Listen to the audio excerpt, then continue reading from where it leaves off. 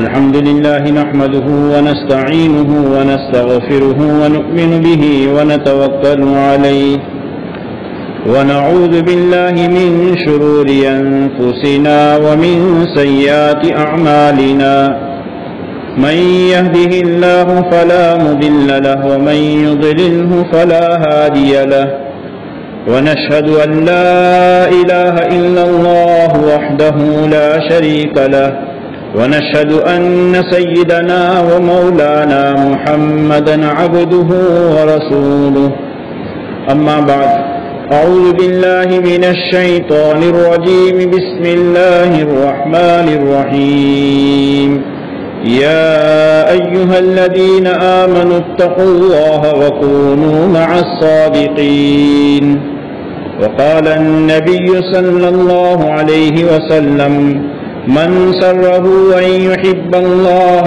ورسوله أو يحبه الله ورسوله فليصدق حديثه إذا حدث وليؤدي أمانته إذا اؤتمن وليحسن جوار من جاوره أو كما قال النبي صلى الله عليه وسلم اللهم صل على محمد النبي الأمي وعلى آله وسلم تسلیما۔ میرے عزیز اور بزرگوں،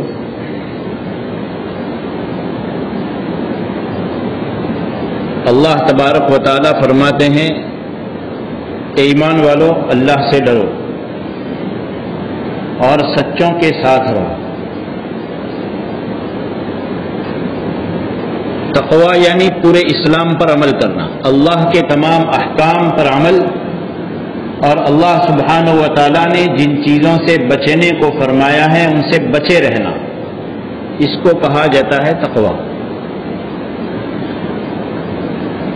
اور اپنی زندگی میں تقوی پیدا کرنے کے لیے اللہ تبارک و تعالیٰ نے آیت کے دوسرے حصے میں فرمایا وَقُولُوا مَعَ الصَّادِقِينَ، سچوں کے ساتھ رہو۔ دیکھیے اللہ تبارک و تعالیٰ نے یہ نہیں فرمایا ہے کہ نیک لوگوں کے ساتھ رہو،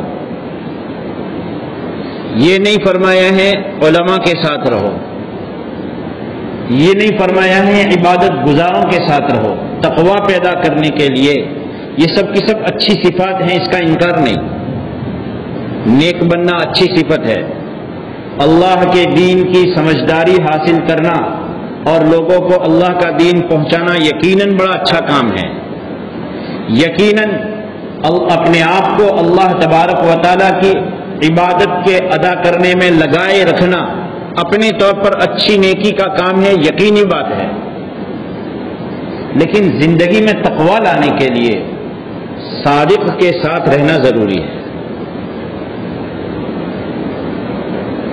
سچوں کے ساتھ رہ کر زندگی میں تقوی پیدا ہوتا ہے۔ اور سچائی جو ہے، ہم جو سمجھتے ہیں کہ ایک آدمی اپنی زبان سے صحیح بات کہے یہ سچائی ہے، یہ سچائی کا ایک حصہ ہے،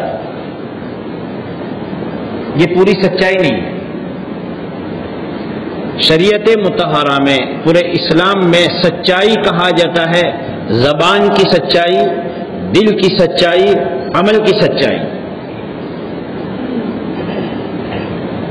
بولنا تو آسان ہے، لیکن اس بول کے مطابق دل میں بھی وہی چیز پسندیدہ ہو اور عمل بھی اسی کے مطابق ہو۔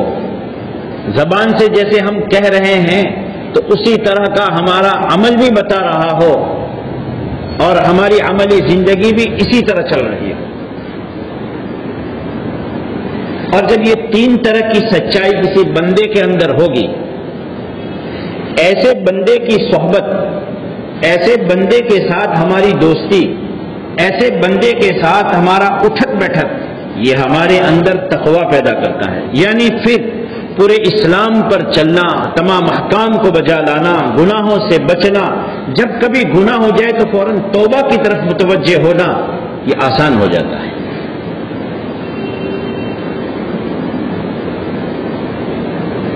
اس لیے اللہ تبارک و تعالیٰ نے وَقُولُوا قَوْلًا سَدِيدًا، سدید بات کہو. قول سدید، سیدھی سیدھی بات.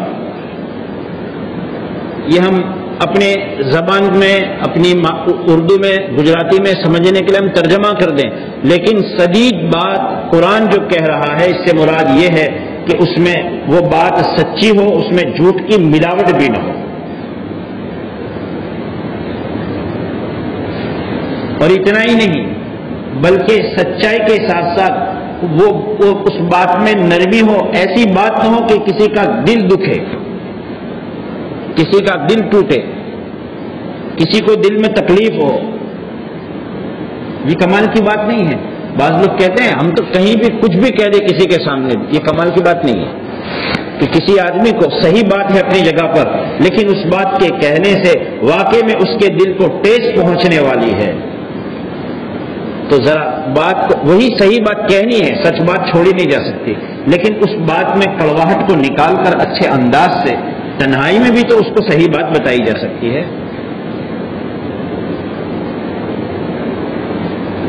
اسی لیے اللہ کے رسول علیہ الصلوۃ والسلام نے اپنی احادیث پاک میں سچائی کی اختیار کرنے کی بڑی تاکید کی ہے، اور جھوٹ سے، جھوٹی بات سے، جھوٹی گواہی سے بچنے کی آپ نے بڑی تاکید بیان فرمائی ہے. مومن سچا نہیں ہو سکتا، مومن جھوٹا نہیں ہو سکتا ہے. چنانچہ ایک اور حدیث ہم نے آپ کے سامنے تلاوت کی ہے.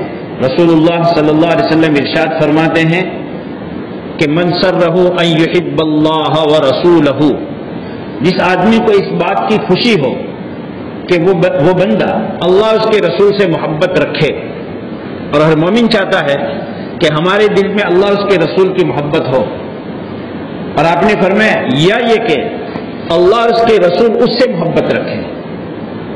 دیکھو ہم اللہ اس کے رسول سے محبت رکھے اس میں ہماری غرض ہے، لیکن کوئی ایسا کام ہمیں بتایا جائے جس کی وجہ سے اللہ اور اس کے رسول جن کو کوئی غرض نہیں ہے وہ ہم سے محبت کر کے ہو جائے، یہ اس سے بھی بڑھ کر کے اونچا درجہ ہے. آپ علیہ الصلوۃ والسلام نے فرمایا 3 کام کریں. فَلْيَصْدُقْ حَدِيثَهُ إِذَا حَدَّثَ، جب بولے سچی بات بولے.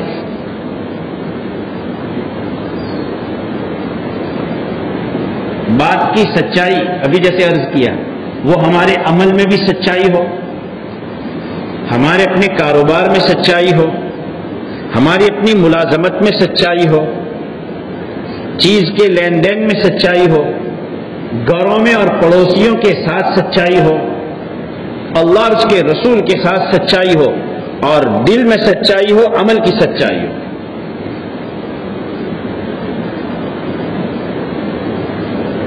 حضرت جنید بغدادی رحمۃ اللہ علیہ فرماتے تھے حقیقت الصدق یہ ہے، سچائی کی حقیقت یہ ہے کہ آدمی کسی نازک حالات میں ہو اور اسے یوں لگتا ہو کہ یہاں جھوٹ بولے بغیر میں نکل نہیں پاؤں گا، کچھ نہ کچھ تو ذرا چالاکی کرنی پڑے گی. سچائی کی حقیقت یہ ہے کہ جب دل یہ کہہ رہا ہے کہ یہاں چھٹکارے کے لیے کچھ جھوٹ بولنا پڑے گا، وہاں سچ بول کے بتائے یہ سچ ہے. بڑی بات ہے. کچھ نہ کچھ دنیا میں لوگوں پر ایسے حالات آتے ہیں، اور اس وقت پھر یہ کھرا امتحان ہوتا ہے ہماری اپنی پچھلی زندگی کی سچائی کا. معاشرے میں کوئی حالات ہوتے ہیں، گھریلو زندگیوں میں کچھ حالات سے آدمی گزرتا ہے، اور اس وقت اس کی زبان میں جب سچی بات آتی ہے اور دل یوں کہتا ہے کہ کہہ دیا تو بڑی گڑبڑ ہو جائے گی، بڑا جھگڑا ہو جائے گا، کچھ ٹال مٹول کر دو. حضرت جنید بغدادی فرماتے ہیں اصل سچائی یہ ہے کہ اب وہاں سچ بول کے بتائے. اور یہ ایسی حضرت کی اپنی بات نہیں ہے، حدیث شریف کی سے یہ ثابت ہے بات. آپ علیہ السلام نے فرمایا الصدق ینجی والکذب یفلی، سچ نجات دیتا ہے، جھوٹ برباد کرتا ہے. ہماری آنکھوں کا اور ہمارے دل کا یہ دھوکہ ہے کہ ہم یوں سمجھتے ہیں کہ اس معاملے میں اگر سچ بول دیں گے تو نقصان ہوگا، جھوٹ بولیں گے تو بچ جائیں گے.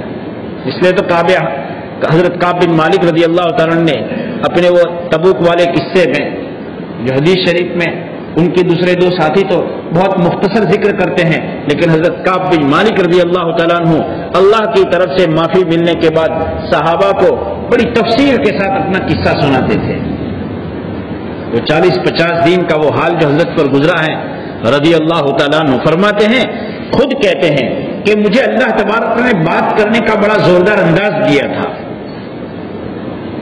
اور آپ علیہ السلام سے کہہ رہے ہیں مجھے یقین ہے میں آپ کو چھوڑ کر کسی اور کے سامنے بیٹھتا تو میں اپنے آپ کو زبان کی چالاکی سے بچا لیتا، لیکن مجھے معلوم ہے آج اگر میں چالاکی سے بات کر دوں گا تو کل اللہ تبارک و تعالیٰ کی طرف سے حقیقت ظاہر ہوگی اور پھر آپ ناراض ہوں گے۔ اور آج دنیا میں کسی کے سامنے وہ ظاہر ہو یا نہ ہو، یہ بات طے ہے علی رؤوس الاشہاد، پوری انسانیت لکو تک ایک میدان محشر میں شام کی سرزمین پر شام کی سرزمین محشر کی سرزمین ہوگی، وہاں سب کو جمع کیا جائے گا، پورے ابا آدم علیہ السلام سے لے کر کے آخری فرد بشر تک سب موجود ہوں گے، اور اعلان ہوگا فلاں ابن فلاں، اس کا حساب ہوا اور اس کی نیکیاں اس کی برائیوں پر غالب آ گئی، سنو فلاں ابن فلاں کامیاب ہے، نام لے کر کہا جائے، سوائے ان چند لوگوں کے جن کو اللہ تبارک تعالیٰ پردے کے پیچھے بلائیں گے، باقی سب کا اعلان ہوگا فلاں ابن فلاں آج ناکام ہو رہا ہے، اس کی برائیاں اس کی نیکیوں پر غالب آ گئی ہے، اس دن تو سب کھل جائے گا۔ اس لیے حضرت جنید بغدادی جو فرماتے ہیں کہ جب یوں لگے کہ میرے چھٹکارے کی راہ سوائے جھوٹ کے کچھ نہیں ہے، اس وقت سچ بولنا یہ اصل سچائی ہے۔ کسی نے حضرت لقمان حکیم سے پوچھا کہ آپ تو فلاں قوم کے غلام نہیں تھے، کیونکہ آپ غلامی میں رہ چکے ہیں، پھر آپ کو اتنا بڑا اونچا مقام کیسے مل گیا؟ کن کاموں کی وجہ سے آپ اتنی بلندی پر پہنچ گئے؟ تو کہا تقوی اللہ عز وجل، پہلا کام تو میں نے یہ تھام لیا کہ ہر حال میں اللہ سے ڈر کر زندگی گزاروں۔ جس شخص کو اللہ کا خوف پیدا ہو جاتا ہے دنیا کی کسی چیز کا ڈر اس کے دل میں نہیں رہتا، اور جس کے دل میں اللہ کا ڈر نہیں ہے دنیا کی ہر چیز اس کو ڈراتی ہے۔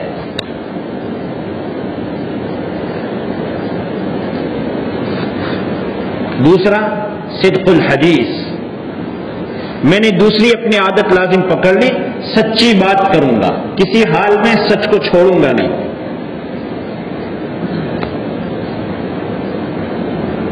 بلندی کو اللہ کی نظر میں بلندی کو پانے کے لیے جو اسباب ہیں انہی دو اسباب کی تعلیم آیت کریمہ میں دی گئی ہے، تقوی اختیار کرو، سچائی کو لازم پکڑو۔ یہ گھروں میں بہو ساس کے جھگڑے ہوتے ہیں تو ان سب کی بنیاد کیا ہے؟ ایک طرف سے جھوٹ، کوئی ایک جھوٹ بولتا ہے گڑبڑ شروع ہو جاتی ہے۔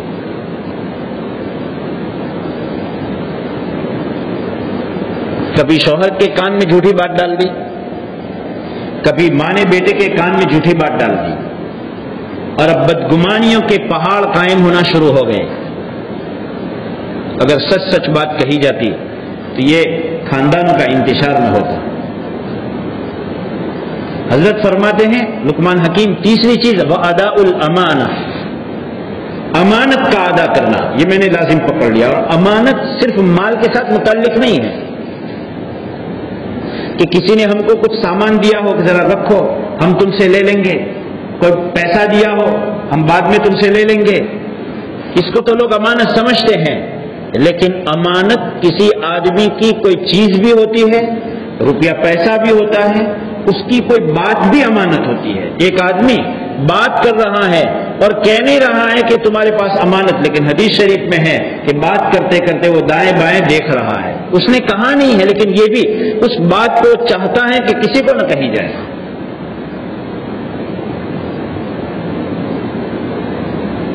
اور پھر فرماتے ہیں حضرت کہ چوتھا کام جو میں نے لازم پکڑا وَتَرْكُ مَا لَا يَعْنِي، لا یعنی چیزوں کا چھوڑ دینا ہے،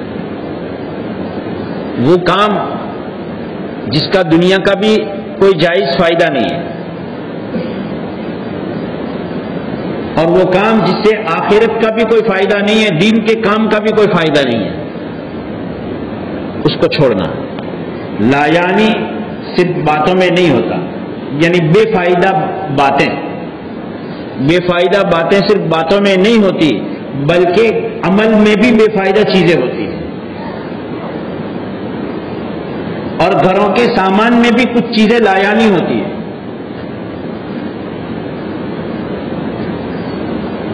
اور اس کے پیچھے لوگ لاکھوں روپیہ بھی کبھی خرچ کر ڈالتے ہیں کہ بس ایک شو کارنر پر ایک شو پیس لا کر رکھا ہے کہ کتنے کا، کہ 10-20 ہزار روپے کا، کہ کیا ملے گا اس سے؟ جنت کا نمونہ دنیا میں بننے والا نہیں، اور یہ لایا نہیں۔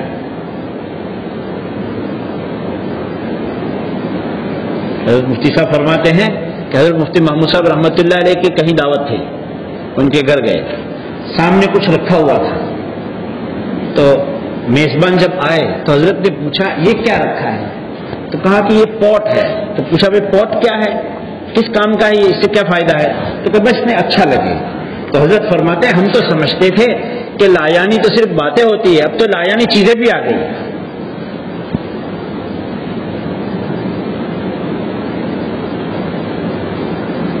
اور انہی چیزوں کے پیچھے ہماری آمدنیوں میں تنگیاں ہیں، انہی چیزوں کے پیچھے۔ گھروں کے سامان میں اور بچوں کے سامان میں کچھ ایسی چیزیں لانی پڑتی ہے کہ اس کا کوئی فائدہ نہیں ہے، بس خرچ ہو رہا ہے اس کو، اور عموماً ایسی چیزیں مہنگی ہوتی ہیں۔ حضرت لقمان حکیم فرماتے ہیں 4 کام ہم نے کیے ہیں، اللہ تبارک نے اس کی وجہ سے سربلندی دی ہے۔ تقوی اللہ عز وجل، اللہ کا ڈر، صدق الحدیث، بات کی سچائی، واداء الامانہ، امانت کو ادا کر دینا، اور لایانی کاموں سے بچنا، لایانی باتوں سے بچنا، لایانی چیزوں سے بچنا، لایانی چیزوں کی خریداری سے بچنا، یہ سب آ گیا۔ اور یہ لقمان حکیم کی باتیں نہیں، یہ سب کی سب حدیث سے ہیں۔ میں آپ کو حدیث سنا رہا تھا کہ من سرہ ان یحب اللہ ورسولہ، جس کی یہ خواہش ہے کہ وہ اللہ اور اس کے رسول سے محبت رکھے، او یحبہ اللہ ورسولہ، یا اللہ اور اس کے رسول سے محبت رکھے، فلیصدق حدیثہ اذا حدث، جب بات کرے سچی بات کرے، ولیؤد امانتہ اذا اؤتمن، اور جب اس کے پاس کوئی چیز امانت رکھی جائے تو اس امانت کو ادا کر دیں، ولیحسن جوار من جاورہ، اور اپنے پڑوس میں جو پڑوسی بن رہا ہے اس کے ساتھ اچھا پڑوس پنا رکھے۔ اور صرف یہ حدیث نہیں، کئی احادیث میں سچائی کی، امانت کی ادا کرنے کی اور پڑوسیوں کے ساتھ حسن سلوک کرنے کی تاکید ہے۔ ایک بزرگ فرماتے ہیں کہ میں اللہ کے ساتھ رات اس طور پر گزاروں کہ اللہ کے ساتھ میں صدق معاملہ کرنے والا ہوں، سچائی کا معاملہ رکھوں ایک رات، مجھے یہ زیادہ پسند ہے اس کے مقابلے میں کہ میں راہ خدا میں جا کر کے دین کی سربلندی کے لیے اپنے ہاتھ کی طاقت کو اور قوت کو لگاؤں اور میدان جہاد میں اتروں، مجھے اس کے مقابلے میں یہ زیادہ پسند ہے۔ حضرت علی رضی اللہ تعالیٰ عنہ فرمایا کرتے تھے جو آدمی اپنے اندر 3 کاموں کی عادت بنا لے، لوگوں پر ضروری ہے کہ اس کے 3 حقوق ادا کرے۔ پہلی بات، جب بات کرے سچی کرے، لوگوں کی امانت ادا کرے۔ حضرت فرماتے ہیں سچی بات کرے تو اب لوگوں پر ضروری ہے کہ جب اس کے متعلق بات کرے اس کی خوبی بیان کرے، اس نے سچائی کا اختیار کی، لوگوں پر ضروری ہے اس کی خوبی بیان کرے، لوگوں کی امانت ادا کرے، لوگوں پر ضروری ہے کہ اس کے لیے مددگار بنے۔ اس لیے اپنے اندر تقوی پیدا کرنے کے لیے اللہ کا صحیح معنی میں وہ ڈر، کہ وہ ڈر ہی ہے جو ہر حال میں، خلوتوں میں، جلوتوں میں، مجمع میں، تنہائیوں میں، کاروبار میں، گھریلو زندگی میں، معاملات میں، معاشرت میں موافق حالات میں، مخالف حالات میں اللہ کے احکام پر چلنے کے لیے جو اسپرٹ اور طاقت ہے وہ اللہ کا ڈر ہے، اور اللہ کے ڈر کو اپنے اندر پیدا کرنے کے لیے صادقین کے ساتھ رہنا ضروری ہے۔ اور یہ بات نہیں ہے کہ کون سچا، اللہ کا کلام قیامت تک باقی رہے گا، اللہ کی یہ صفت ہے، یہ کوئی مخلوق نہیں ہے کہ ایک زمانے میں ایک مکان تھا اور ختم ہو گیا۔ امام احمد بن حنبل نے کوڑے کھائے ہیں کہ مخلوق نہیں ہے، اللہ کی صفت ہے، اور اللہ کی صفت ہے تو اللہ کی کوئی ابتدا نہیں، اللہ کی کوئی انتہا نہیں، هو الاول هو الاخر، کچھ نہیں تھا اللہ تھے، سب ختم ہوگا، اللہ رہیں گے۔ اللہ اپنی صفات کے ساتھ رہنے والا ہے، اللہ کا کلام کبھی ختم ہونے والا نہیں۔ اس کلام میں اللہ فرماتے ہیں سچوں کے ساتھ رہو، اس کا مطلب یہ ہے کہ جب تک قیامت آنے والی ہے تب تک اس سرزمین پر سچے لوگ رہیں گے، جو اپنی زبان کے سچے، جو اپنے دل کے سچے، جو اپنے عمل کے سچے ہوں گے، ایسے سچوں کی تلاش یہ ہماری ذمہ داری ہے۔ اور ایک بات سنو، ہمارے بزرگان فرماتے ہیں کہ جب تک تمہاری نظر میں ایسا سچا نہ ملے جو ہمارے اگلے بزرگان گزر چکے ہیں ان کی زندگیوں کو پڑھو۔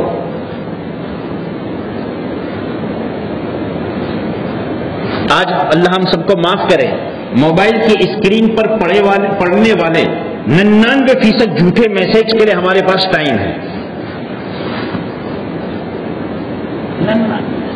بے بنیاد بات ہے، اور بے بنیاد باتوں کے ساتھ ساتھ جرم عظیم یہ ہے کہ بناوٹی حدیثوں کو نقل کیا جا رہا ہے۔ اس کے لیے ٹائم ہے ہمارے پاس، اس کے لیے ایم بی ہے، اس کے لیے نیٹ ہے، اور اس کے لیے روپیے لگے ہیں، اور ہمیں سچوں کی زندگی کو پڑھنے کے لیے فرصت نہیں ہے۔ صحابہ کرام رضوان اللہ علیہم مجمعین کی زندگیاں ہیں، صحابہ کی زندگیاں ہیں، اسے سنو۔ حضرت شیخ نے حیات الصحابہ اور حکایت صحابہ لکھی ہے، یہ سچوں کی زندگیاں ہیں، انہیں پڑھنا چاہیے، گھروں میں اس کا مذاکرہ کرنا چاہیے۔ ایک وقت وہ تھا کہ گھر میں ہمیشہ اللہ اور اس کے رسول کے تذکرے ہوتے تھے، اور آج یہ حال ہے کہ بس اٹھے بیٹھے جھوٹے لوگوں کا اور بناوٹی لوگوں کے تذکرے چلتے ہیں۔ برائی کو مٹاؤ، برائیوں کے تذکروں کو چھوڑ کر ذکر الشیء احیاء، کسی چیز کا تذکرہ کرتے رہیں گے وہ چیز وجود میں آتی ہے۔ جب ہم سچ کا بار بار ذکر کریں گے تو زندگی میں سچ وجود میں آئے گا، اور برائیاں ذکر کرتے رہیں گے تو ہماری زندگیوں میں برائیاں بڑھتی جائے گی۔ اس لیے ضروری یہ ہے کہ ہم اپنے اندر، اپنے قول میں، اپنے عمل میں، اپنے دل میں، ہر حال میں سچائی کا اہتمام کریں۔ اللہ تبارک و تعالی ہمیں اس کی توفیق عطا فرمائے۔ اس لیے آپ حضرات سے گزارش ہے کہ ہر حال میں، حالات بدل رہے ہیں، تقوی ہر حال میں لازم ہے۔ وقت پورا ہو رہا ہے ورنہ میں اور بیان کرتا کہ اب سوائے تقوی کے ہمارے پاس بچاؤ کی کوئی راہ نہیں ہے، اور ہر حال میں سچائی اختیار کرنا ہمارے لیے لازم ہے۔ اللہ ہمیں اس کی توفیق عطا فرمائے، آمین۔ وآخر دعوانا الحمدللہ رب العالمین، جن کی سنت باقی ادا فرما دے۔